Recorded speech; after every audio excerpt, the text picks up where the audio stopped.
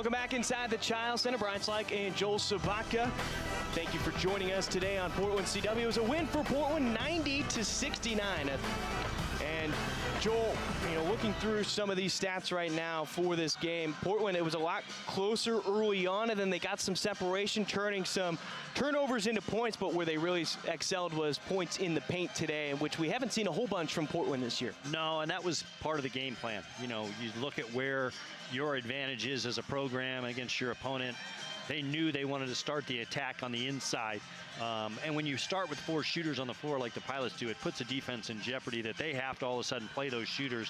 You're going to have some one-on-one opportunities inside, and the Pilots attacked that early, and it really paid dividends. You talk about attacking inside. We got Kristian Sjolund on the mic now for us. He had a couple of big dunks that really brought the energy here inside the Child Center. Kristian, this team is a mixture of some young talent, some of the older veteran guys.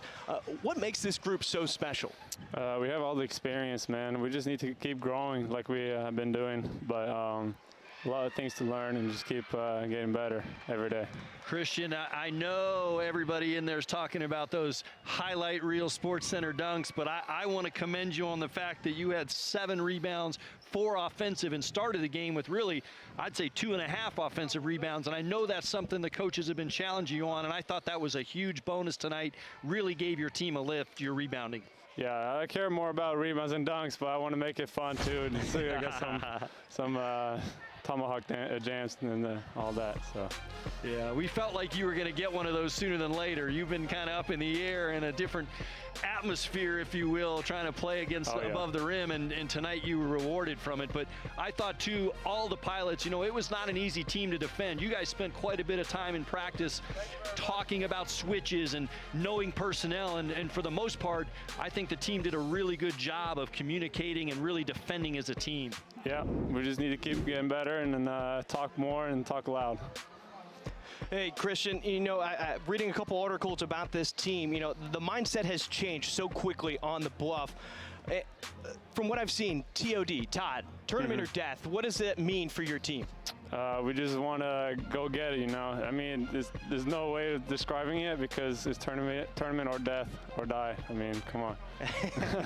Well, we love it. Kristian, thank you so much for your time, and awesome. Best of luck the rest of the way, all right? Thank you so much. Great game. That was Kristian Sjolund. He had 18 points and 7 rebounds to go along with 2 blocks and a steal. He had a great afternoon. He really did, and he turns out a plus-minus. He's plus 23 on the night.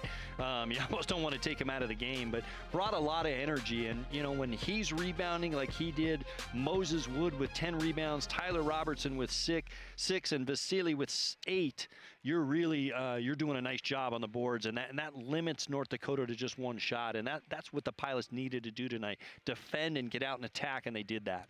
Well, team shot 56.7% from the floor. They were shooting 60% at halftime, so there really was no let-up really for the Pilots, and they picked up that 3-point shooting. They hit 5 of them in the second half. Rebounding was a big one.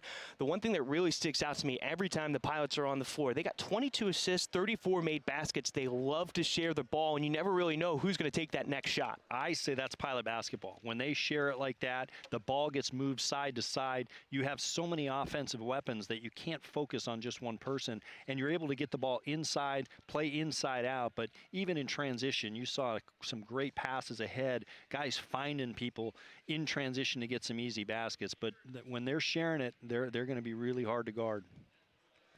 Well, let's take a look at the upcoming schedule for the Portland Pilots.